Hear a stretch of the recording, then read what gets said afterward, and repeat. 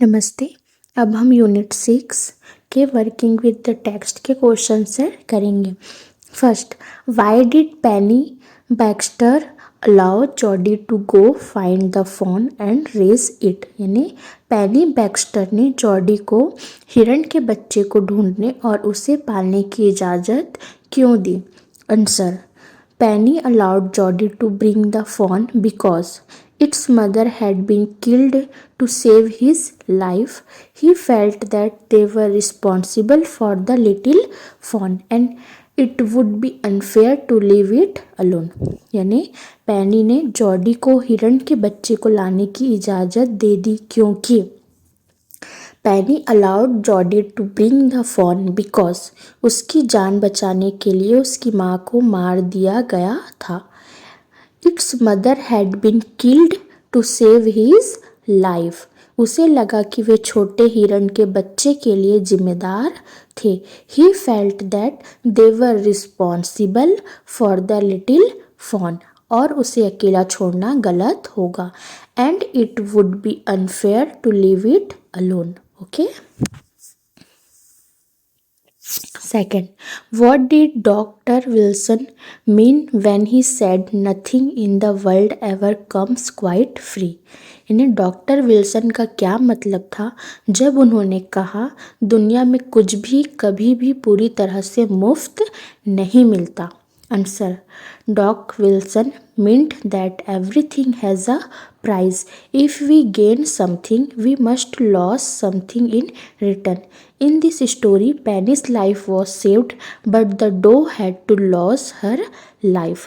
Doctor Wilson का मतलब था कि हर चीज़ की एक कीमत होती है।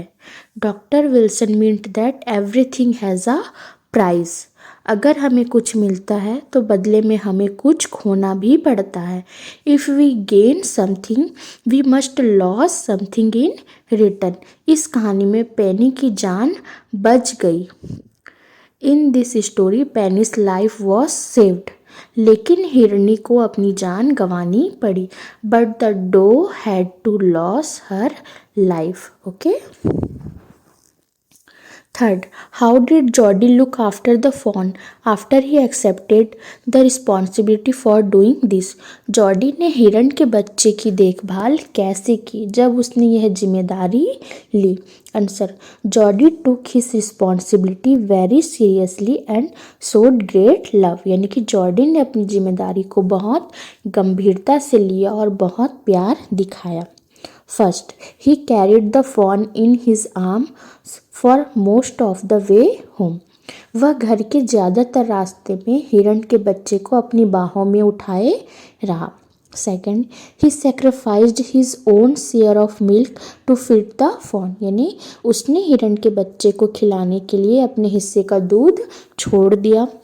Third, he patiently fed the fawn by dipping his fingers in milk. यानी उसने सब्र से हिरण के बच्चे को दूध में अपनी उंगलियां डुबाकर खिलाया। And letting it suck them until it learn to drink from the gourd. और उसे तब तक चूसने दिया जब तक कि वह लौकी से पीना नहीं सीख गया। Okay. Fourth, how does Jody's mother react when she hears that he is going to bring the fawn home? Why does she react in this way?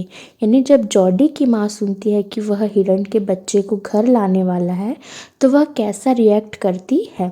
वह इस तरह से रिएक्ट क्यों करती है। Answer, Jodie's mother was not very happy at first. She was worried about feeding another animal because they were not rich and had limited food. But later she agreed. यानी Jody की माँ पहले तो बहुत खुश नहीं थी।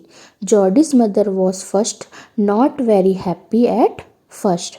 उसे दूसरे जानवरों को खिलाने की चिंता थी। She was worried about feeding another animal क्योंकि वे अमीर नहीं थे। Because they were not rich और उनके पास खाना भी कम था। And had limited food.